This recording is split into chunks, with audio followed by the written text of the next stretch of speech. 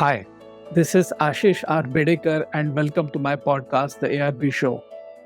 I'm thrilled to introduce today's guest, Mark.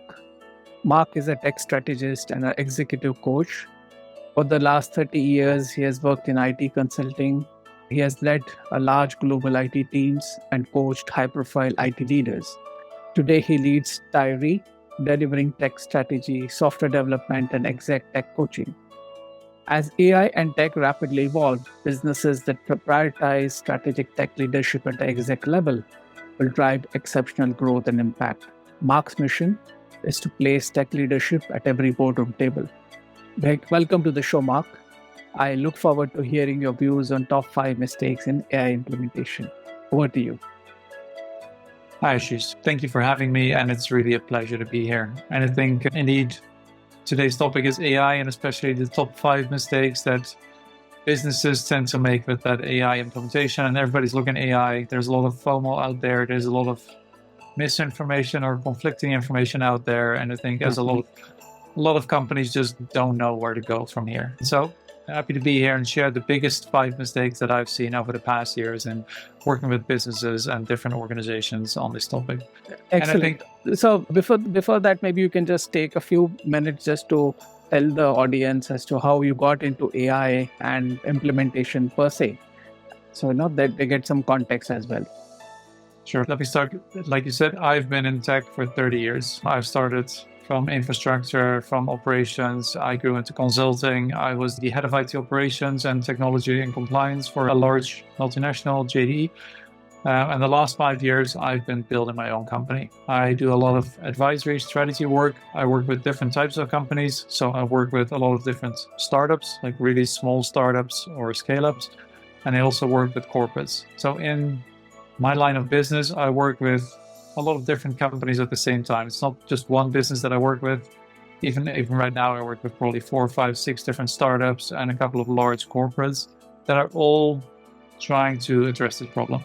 Some of the startups that I work with are actually building AI solutions, and the corporates, of course, they're figuring out what to do. So yeah, I see a lot of different companies and I speak to a lot of different people on a, I'd say, daily, weekly basis. Excellent. Let's start, Mark. What do you think are your observations on a couple of mistakes which happen, and that would give a good indication and a good roadmap for people as to what not to do? And I think this first one is not one that is specific to AI. I've seen it over the past 30 years of my careers, and it's something that all of us people in technology tend to suffer from. It's shiny object syndrome. We see something new, we like to do something with it, and we just go ahead and implement. The same is true for AI. We have a lot of people in technology just want to go ahead and implement AI. But AI, again, like so many other things in ERP or CRM, it's just a tool. It's there to solve business problems. And they would prefer to skip that step and go straight to the implementation. So on a lot of companies, we have boards that are pushing for AI. We then have tech teams that want to do something with it. They're not quite sure what to do. So the first thing that they do is they go and implement the tools. They go and implement something like ChatGPT or Copilot or something else company-wide. And that's just the wrong approach. Like I said, AI is here to solve real business problems. So what to do instead? Create a roadmap. Sit down with business leaders and have a discussion with all the different departments that are out there. Go to marketing, sales, go to finance, HR, supply chain, operations. Talk to them. Analyze their challenges, the biggest challenges that they have in each of those departments, and figure out if AI or even the broader technology can help them solve those problems. If you have an issue in marketing, how can AI technology help solve the problem? The same in finance, in sales and operations, and all across. So when I get a question for Mark, we have to implement AI. What I usually do is I say, give me 30 to 90 days, depends a bit on how large your organization is. Let me talk to all of the different department leads. Let's just sit down, talk to their problems, their strategies, their biggest challenges to execute. And from there, let's see where AI or technology can help them solve their problems. So this is a fantastic observation. And you're right, many of the new initiatives typically would fall into this segment, right? Wherein CEOs or at the board level, there is some new technology, everyone's talking about it, and CEOs want to be the cool, innovative, friendly CEO, and hence, let's do this. And we have seen a lot of such waves which come and only end in unrealistic expectations, and then things don't go well, and then again you blame the technology and then move to the next shiny bit.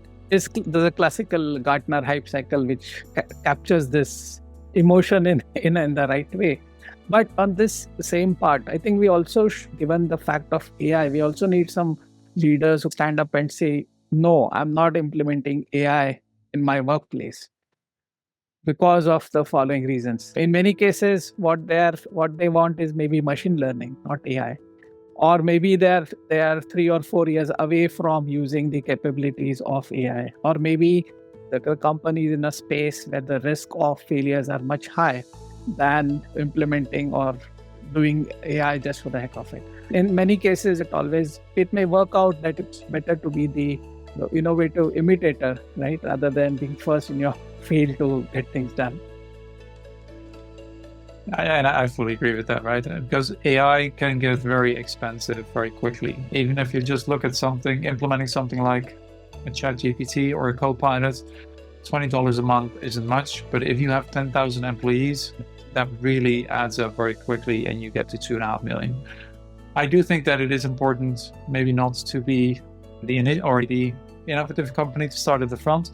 I do think it's really important to build what I call, or somebody else told me, AI fluency. So make sure that the people in your business, in your organization, everywhere, right? So the leaders, but even the people on the ground that do the work, basically every white collar worker has an understanding of what AI is, what it does, and what it's capable of, and build that, I'd say, fluency. Get people comfortable with it. And that's a separate investment. And maybe that makes the investment of the 2.5 million, if you're running a large business, actually worth it. Because what you don't want is that in 2, 3, 4 years, you do find those critical AI initiatives that you want to do, and you're running a business where most of the people, or a large set of people, just don't know what AI could mean to the business. Cool. So I do think build that AI fluency. And on the other hand, if there are initiatives that you're looking at, instead of just going full out on AI deployments, talk to those business leads and run a small pilot and link that pilot to EBIT or revenue. Does the pilot work? Great. Prove its value, and then you can scale it up, and then you can spend. Because if you know there's going to be return on the investment, you're going to invest $1 million, but maybe get a return on investment of 2 or 3, it's fine. Right. Investment. Prove a pilot, and then go and scale it up and make the larger investments. True. So this is very interesting, because essentially, even in the age of AI, human factors would be the key for success, right? So even if you have the best technology in the world, but if you don't have the necessary people to drive it, it's not going to work. And more business leaders and thought leaders are saying that you really need human in the loop for making things happen. So what you said about all the leaders, frontline workers, or might call it executives, should be empowered, at the same time understand what is required and be fluent, right? So that would make things quite easy. Do you have specifically any specific use cases or anything you would like to talk about this pilots which you mentioned, right? Is it like a sprint with the leadership team, or do you specifically work on with these clients of yours on pilots, and how do you go about doing that? So basically what I like to look at is called I don't know if you've heard of it, is the theory of constraints. And basically the theory is that every business is held back by one constraint. And it can be in the marketing department by generating new leads or new customers. It can be in the sales department by closing those leads. It could be in the supply chain. It could be in the delivery department. So I think it's critical to understand that if you want to have a business and you want to make the business grow and make it grow bigger and larger, or improve the EBIT, the bottom line of the company, that for me is the starting point of a lot of discussions. It's not AI, or do we need AI for marketing? Do we need AI for sales? Or do we need to implement AI coding tool? It's really what's holding the company back from being bigger and more successful. And from there on, you can actually decide where to go. Because you see you can deploy AI in 2 different ways. You can either deploy it to make the company more efficient, which is good, but there's not, from all the business cases that we've seen, there's not actually that much money to be made for making a process more efficient. We've seen companies like Klarna that laid off, I think, 700 employees in their customer service department and had to hire them back because it just didn't work out. So There is some money to be made, but we're not seeing incredible improvements in bottom line from AI deployments. True. And I think that's the challenge that a lot of businesses have. So if you really want to focus on where can I do this, focus on business growth and growing revenue, and what do you need to do to actually make that happen? True. In fact, that's a very valid point, because unless you stratify the workflows and understand where it's going to give maximum bang of the buck, your AI effort might really not move the counter. And on a separate note, we had Dr. Alan Bernard, who is a global expert in the theory of constraint, as a guest on the podcast show. So interesting that when you talk of AI per se, you shouldn't look at it in isolation, right? There is a lot of other factors, human factors, organizational factors, technology leadership factors, then whole management factors, etc., which kind of go into these areas. Just to recap, we talked about how starting with the tools and not the business problem is one of the big mistakes which companies do. The second mistake which you mentioned is skipping cheap pilots and then just kind of shipping AI to everyone. And that was really two very valid points. What would you say is your number 3 mistake which you would like to highlight and which people should really avoid? I think what you just said, right? The human element plays a very big role when we're looking at AI. I think the other part that plays a very big role in a lot of organizations is data. We have data basically spread out all over the company. Some of it's in our Google Drives or our SharePoint. Some of it's in all the different systems that we have, or our CRM or multiple CRMs, our supply chain systems, our ERP. And it's all over the place, and it's not necessarily well cleaned up, organized. The ownership isn't really clear for all of the data. So before you can really get value out of the data, and that's not new, this has been around with all the BI tooling for years, but it's becoming more and more critical because data is the real fuel for AI. The more data that you have, the better the quality it is, the more you can find it, know where it is, the better the results are. So start there. Make sure that you have all your data in the proper location. If you have a marketing system, make sure your marketing data is there, but also make sure that you know who owns it and implement proper quality checks to make sure that the data is high quality. So that when you do apply an AI tool to that marketing data, and it's just an example, you actually give it high quality data. And I think that's one of the critical starting points for AI as well. True. And also, I think more at AI for that specific industry, because now we are seeing a lot of focus on domain aligned AI. So instead of using a generic AI for let's say, airlines, or let's the same LLM getting used for, let's say, automobile thing, there are the rising LLMs which are made for that industry, where they understand the kind of context, they understand the regulatory frameworks, the challenges, etc. So the quality is much better and there are less hallucinations. So that, I think, is also something which needs to be taken care at a foundational level, along with the various data practices which you mentioned. Just on the same note, what are the additional aspects which companies need to take care while they're doing the AI implementation, specifically when it comes to the customer data and privacy? So of course, we've got GDPR and the likes, but going over and above that, any specific things which needs to be done? I think the EU, I'm based in the Netherlands, so part of the EU. I think the EU has started by calling out what is called as high-risk AI. And they've basically said those systems you need to be very careful with this, and there's a lot of regulations around high-risk AI. So what are those, for example? They're cases where people's individual lives could be hurt or even damaged because of an AI decision. And the tools that you can think of are, we're seeing a lot of these tools come out and they really scare me. They're CV screening tools. So all the talent management tools that we have in businesses. Basically what happens is you want to submit for a job, you upload your CV, and then the AI decides if you're a good candidate for the role. The problem is that AI is very biased because of how it's been trained, and it's very difficult to make an unbiased, completely objective decision. To give you an example, I'm in tech. A lot of the CTOs, the leaders in technology, even though most people in tech are male. I'd say that's anywhere 70 to 90% is male.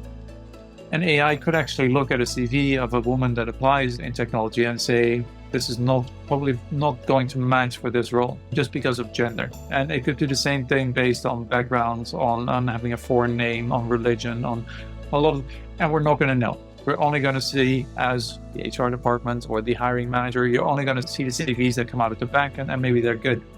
In the middle of the process, you've actually rejected quite a few people that might be a good match, might even be good for your diversity, but the AI said maybe not the right fit for the job.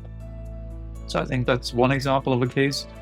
Also, what we're seeing in the US, and that's quite scary as well, is that insurance companies are making decisions for medical coverage, for example, with AIs as well. So, which I think is, if something is going to be covered or not, is sometimes even a life with that decision. And I don't think that's a decision you can have an AI make on its own. So those kind of cases are very worrying. So make sure that the decisions that you make, you have very clear boundaries for those decisions. Don't even put AI in the loop or for those really high risk decisions that are getting close to determining people's lives or life or death even. And always keep a human in the loop for the more critical decisions that really involve big decisions. Yeah, so in fact, there was a very interesting case study in which a bank, they implemented AI, but it only made things worse because people who were in, let's say, a negative credit marked region or a domain or a country will always have their loan applications rejected because of past transactions or past overall things. So those biases, cultural biases, as you mentioned, or historical trends biases, as you rightly mentioned. Another perspective on this is that someone said that always treat AI as an intern. So the intern may be talented, might have the best of intentions, but if you ask an intern to work independently without any directions, you're just going to have disaster. Similarly, you ensure that you treat AI as an intern and ensure that you coach and ensure those human guidelines are there. And it happens in many even day-to-day use cases as well. You use Perplexity, you use ChatGPT, and you get some very funny or hallucination-based facts or data, as it says. But think of it at scale, right? If the same thing just makes it or gets implemented, you're going to have a problem. So having a human in the loop is crucial for all decisions. So that's really interesting. So would you say that enterprises should always have on-prem AI or a private AI, or you would say that, okay, a public AI also works fine with adequate safeguards? What's your take on that? I think it makes a big difference on the kind of data that you deal with. Because of course, most businesses anywhere in the world, they store all their email data, they store a lot of their documentation data with the Google or Microsoft anyway. And a lot of the data that we send into our AIs aren't that different from the data that we have in our email anyway, or in documentation anyway. Also, we run our servers in Google GCP or in Azure or in AWS as well. So I think if you have the right contract with the provider and you can actually run it in the right zone as well. So for us companies in the EU, Google has European zones, making sure that the data stays in the EU. Same for Microsoft and the same for Amazon. So I think for a lot of, let's say, standard business data, it's perfectly okay to use a big provider and make sure that you use the models that actually let you stay compliant and have the contracts there as well that have all the right clauses in there for data privacy and data security. I think when it gets to more sensitive data, it becomes a different discussion. So for example, if you're dealing with medical data, we have a lot of AI solutions that are in the medical space, either for screening X-ray images or even for transcribing doctor-patient conversations. Those are extremely confidential, of course, and the same for legal cases. I think there you might want to consider, do I want to store all of the data in a Microsoft cloud or in a Google cloud or in an Amazon cloud? And maybe that's better to go for a private or an on-prem solution. And I think those are possible, right? There's a lot of open source models. They are, I'd say, 80-90% of the quality of the public models, of the ChatGPTs and the Geminis and the Copilots of the world, but they're still very good. And you can deploy those, I'd say, open source models, the open models from Hugging Face on your own infrastructure, and you can do a lot with those, with building your own infrastructure in your own data center and running your own models. So I think for highly sensitive data, I would consider where to send that data. Maybe those public clouds isn't the right place for them. Got it. Got it. No, that's a very valid point, because coming back to the point which we mentioned some time back, is if you look at the AI implementations right now, most projects, around 70% as per statistics, don't go beyond the pilot process, right? And in many cases, it's not thought through, or maybe the conditions are not right, things like that. Essentially, if you looked at the 4 points which we discussed so far, it all boils down to the planning and architecture and the basic fundamentals of why you need to do. In fact, I recollect a classic HBR article, which I think it was by Hammer and Champion, one of those experts. It said, don't re-engineer, obliterate. So essentially what the article said is, if you're trying to just automate something, will make a mistake faster, right? Because now all workflows have information inbuilt, right? But if you have to go back to the basics and say, is this specific workflow actually relevant or not? If it is not relevant, please don't have it, because unnecessarily you will just be doing super accelerated, worthless piece of work, right? So those specific things also makes great sense. And again, coming back to the overall thing, keeping the human in the loop helps you to keep all these things on track. So fascinating. So we've been having good four points which you discussed. So what are your closing remarks, or your closing top 5 mistake which you want or advise companies not to do? Yeah, and I think this is a bit in line with what I said at the beginning already, but it's still a mistake that I see everywhere. It's treating AI as a technology project. And yes, it's technology, absolutely, but that's not why we're doing technology. We're doing this to change how the business works. The biggest impact that it can have is to, like you just said, to improve or automate or optimize those business processes, and absolutely make sure you pick the right ones. But we can start to change the business processes, and that's where the real value is, either by optimizing them or by expanding them, making them have more success and making them bigger. It's not an IT function, right? Implementing AI has, of course, there is a technology component to it, but I would say 60 to 70%, and IT people aren't going to like this, but 60 to 70% of an AI project is not technology. It is actually looking at those business processes. What are they? What do we want with them? How can we improve them? And where can we optimize them or automate them? That is what makes AI projects really successful. So it only works if IT and business work closely together, not something they're always good at, but if they work closely together on the training, on the adoption, the governance over AI, clear ownership, who does what. And a lot of that is also change management, taking all the people along. And then I don't mean the IT people, but the business people that need to work with the new AI tooling, with the processes. It's a very human and business oriented change that we're going through, and it's not a technology change for businesses. It's company wide across all the departments. True. While it's important that you implement key trends which would really have a transformative action, people or companies should take in mind not to be carried away by the hype, right? Because as you mentioned, right now AI is the flavor. But maybe another 2 or 3 quarters, let's say quantum computing is new flavor. Then what? Typically, from a vendor perspective or companies which are selling such technologies, on the customer side, I think too much hyping technologies all the time and taking it the technology route leads to fatigue, right? And we have seen that for example, in the telco side of things. You've got 3G, everyone's hyping, then you've got 4G, again everyone's hyping, then you've got 5G. But then from the customer side, you get a kind of a pushback saying, okay, you're pushing these huge technologies which are going to be transformation, but show me the money, right? Or show me where the real change is happening. So it's always very important to step back, see the big picture, and ensure you provide value for the customer at all. Fantastic, Mark. This gives a great perspective. And thank you, dear listeners, for tuning in. Do subscribe, share, and like this podcast. Consider giving it a 5-star rating if you like the content. Bye for now. Talk to you soon.